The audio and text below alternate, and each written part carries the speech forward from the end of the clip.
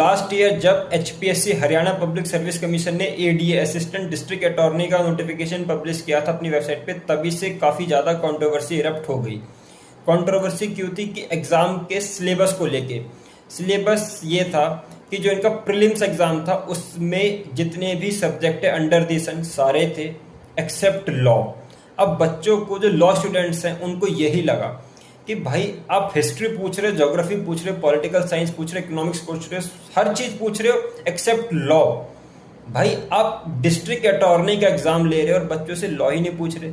HPSC क्या बोल रहे हैं कि हमने मेंस में तो पूरा रखा है ना, लॉ मेंस में पूरा लॉ ही लॉ है। अरे भाई एक बात बताओ, ये प्रीलिम्स है, स्क्रीनिंग एग्जाम है, इसमें ही लॉ नहीं रहेगा तो ये पहली सीढ़ी बच्चा पार कैसे करेगा, मेंस तक पहुंचेगा कैसे। तो ये काफ़ी ज़्यादा आर्बिट्रेरीनेस थी। इसको चैलेंज किया गया, बच्चों ने चैलेंज किया पंजाब और हरियाणा हाई कोर्ट में। वहाँ पे जो सिंगल बेंच थी उन्होंने एचपीएससी के अगेंस्ट जजमेंट पास किया और नोटिफिकेशन को क्वेश कर दिया। अब एचपीएससी यही नहीं माना, एचपीएससी ने इस ऑर्डर को डिवीजन बेंच में चैलेंज किया।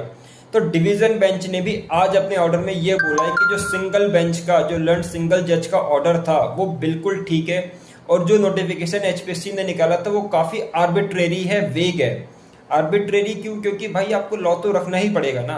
आप डिस्ट्रिक्ट अटॉर्नी बना रहे हो, उसने कहा आप लॉ ही नहीं बच्चों का चेक कर रहे हो तो कैसे पता चलेगा। ठीक है, कोई ये एग्जीक्यूटिव एग्जाम तो है नहीं कि जहाँ पे आप सारे सब्जेक्ट पूछ रहे हो, जनरल वाले, जनरल स्टडीज़ पूछ रहे हो, पॉलिटी, हिस्ट्री, ज्योग्राफी, तो वही उन्होंने बोला है।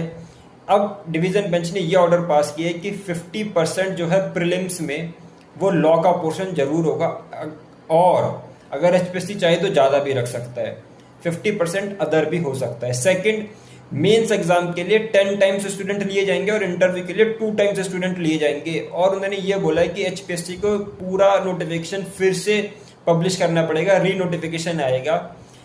और पर जो बच्चों ने पहले फॉर्म भर दिया था, ठीक है, ऑलमोस्ट 27,000 बच्चों ने फॉर्म्स अप्लाई किया था, तो वो उनको दोबारा भरने की कोई ज़रूरत नहीं है। बट जो री नोटिफिकेशन आएगा उसमें फिर से आप फॉर्म फिल कर सकते हो। तो ये काफ़ी बड़ी जीत है लॉ स्टूडेंट्स की अगेंस्ट दी एचपीएससी। ठीक है, ये जितने भी लॉ कमीशन, जितने भी मतलब पब्लिक सर्विस कमीशन है ना, ये लॉ स्टूडेंट्स के प्रति काफ़ी ज़्यादा डिस्क्रिमिनेशन का भेदभाव, जो डिस्क्रिमिनेशन कर रहे हैं। आप इधर देख सकते हो 3 ईयर जब से रूल आया तब से वैसे भी लॉ स्टूडेंट्स के लिए अपॉर्चुनिटी काफ़ी लिमिटेड हो गई। और अगर एडीए टाइप के एग्ज़ाम, जो डिस्ट्रिक्ट अटॉर्नी के एग्ज़ाम, अगर उसमें भी इस टाइप की आर्बिट्रेरीनेस होगी तो लॉ स्टूडेंट कहाँ जाएंगे। तो ये जजमेंट लॉ स्टूडेंट्स के फेवर के लिए है। ठीक है, और ऐसे ही लीगल अपडेट्स के लिए लीगल दुनिया को सब्सक्राइब कर लो और वीडियो को शेयर कर देना।